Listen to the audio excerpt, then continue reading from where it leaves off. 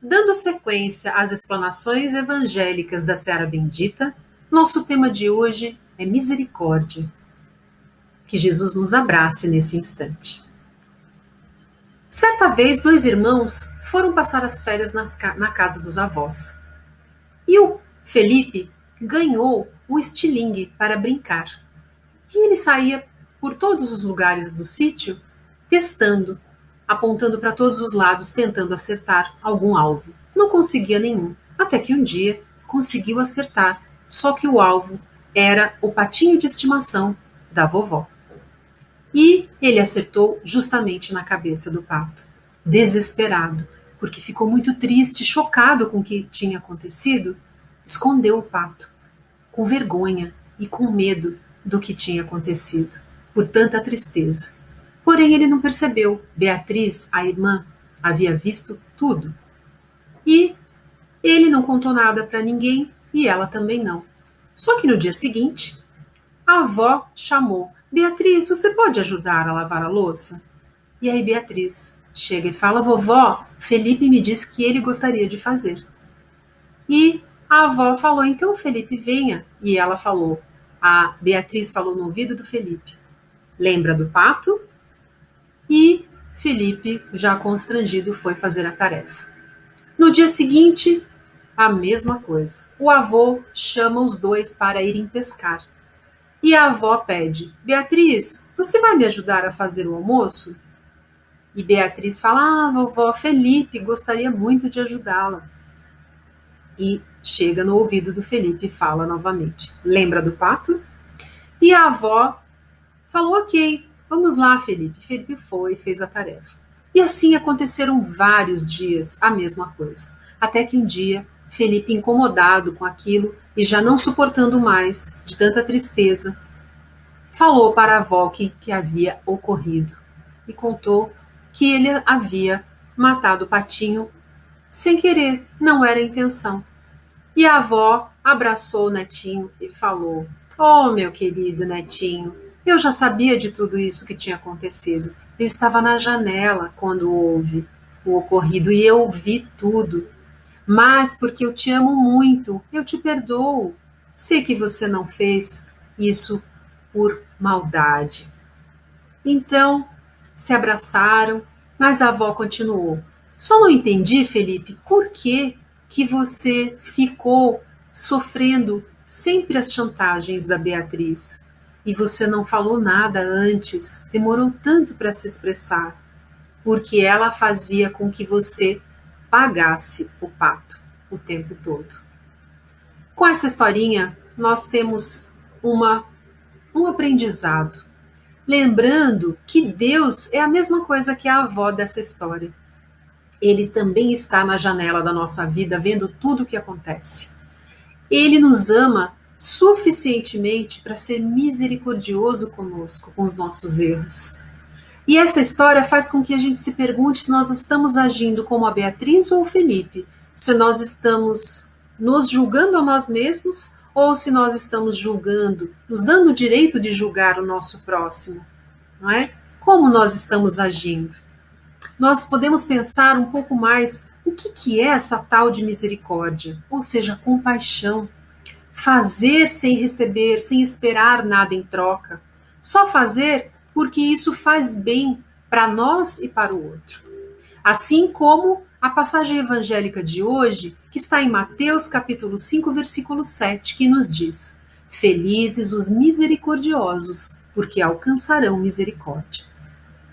Nós precisamos compreender Deus em toda a sua misericórdia, não é? Porque nós precisamos fortalecer os nossos olhos, a nossa vida, com os olhos carinhosos, com os olhos amorosos e generosos. Lembrar que isso se trata da justiça divina e não da justiça dos homens, que ainda é falha. Hamed, no seu livro Os Prazeres da Alma, na lição Compaixão, ele nos diz: ter compaixão é lembrar que a dor do outro poderá ser a sua. E, diante disso, nós temos várias formas de agir na vida. Como é que nós estamos fazendo as nossas escolhas? Nós somos todos carentes de misericórdia. Nós somos ainda muito imperfeitos moralmente. Todos nós, sem exceção. Nós deveríamos reclamar menos para que a gente pudesse enxergar mais lá na frente para entender melhor. O reino que Jesus nos fala é de quê? De paz e fraternidade. Foi isso que ele nos trouxe como ensinamento quando esteve entre nós. Nós somos todos parte da obra perfeita de Deus. E dessa forma, por que nós continuamos então a estar tão frágeis perante as oportunidades que as experiências da vida nos trazem, que elas nos oferecem? Quando a gente duvida da nossa capacidade, né, da nossa potencialidade, nós perdemos a oportunidade de utilizar isso ao nosso favor. Nós não estamos acreditando que nós temos as respostas para tudo isso dentro de nós mesmos, do nosso coração. E ao invés de nós ficarmos reclamando, nós podemos agradecer. Ao invés de criticar, nós podemos ajudar, que isso com certeza vai realmente fazer muito bem para nós e para o próximo. Tudo está no seu devido lugar, sem exceção. Tudo é bom, depende de como nós vemos as obras todas e como nós participamos dela, como nós nos empenhamos para que nós possamos contribuir com Deus na sua obra para todos. A misericórdia é uma forma de iluminar o nosso caminho e a do nosso irmão, que está ao nosso lado. Quando a gente se compadece de alguém, nós amparamos para ajudar a nós e ao nosso próximo. Antoine de Saint-Exupéry, o escritor do Pequeno Príncipe, ele disse assim: as coisas simples são as mais extraordinárias, e só os sábios conseguem vê-las efetivamente.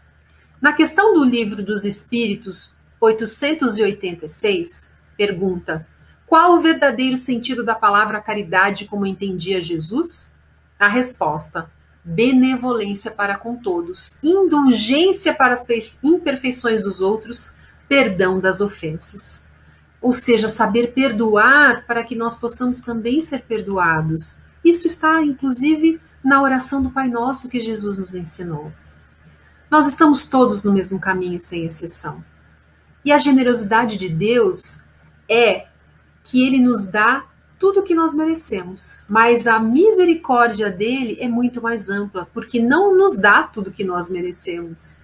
Porque se nós fôssemos realmente receber tudo, nós sofreríamos muito mais. Então Deus nos mostra que ele é muito mais generoso, muito mais misericordioso do que generoso. No Evangelho segundo o Espiritismo, no capítulo 10, diz assim: a indulgência não vê os defeitos alheios, e se os vê, evita comentá-los e divulgá-los. Elevemos sempre o que tem de bom, não as falhas. Todos nós somos devedores no planeta Terra, por isso estamos nessa escola. Nós precisamos desenvolver a empatia, que é se colocar no lugar do outro, para sentir o que o outro sente um pouco. Assim, Beatriz deveria ter feito isso com Felipe, vocês não acham? Justamente para que ela pudesse acolher o irmão naquele momento, do erro que ele cometeu e da dor que ele sentiu. Trabalhar no bem sempre vai nos dar condição de nós esquecermos um pouco mais de nós e olhar para o outro. Não tem nada mais forte do que a compaixão. E, com isso, nós entendemos que deveríamos nos perguntar: será que nós nos sentimos felizes com a felicidade do outro? Será que nós olhamos para o nosso irmão com a mesma misericórdia que Deus olha para nós? E se nós queremos coisas boas para nós assim como Deus quer, por que não fazermos também pelo nosso irmão, da mesma forma, querendo para ele aquilo que nós queremos para nós? Então esqueçamos um pouco de nós e vamos saber olhar o outro como um companheiro de jornada, um companheiro de caminhada, tentando acertar assim como nós.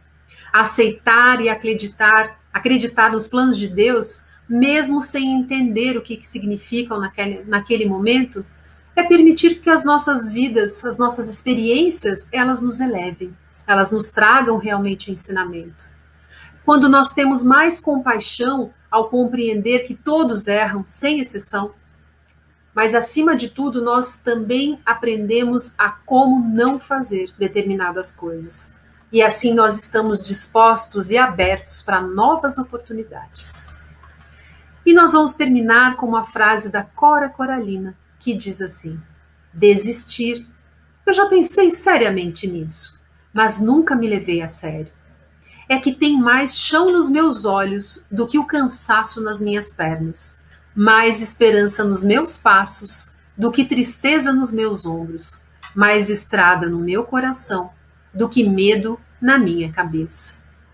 Que Jesus continue nos envolvendo com todo o seu amor e a sua bondade, nos trazendo a reflexão sobre sermos misericordiosos e termos compaixão conosco e com os outros. Que assim seja, graças a Deus.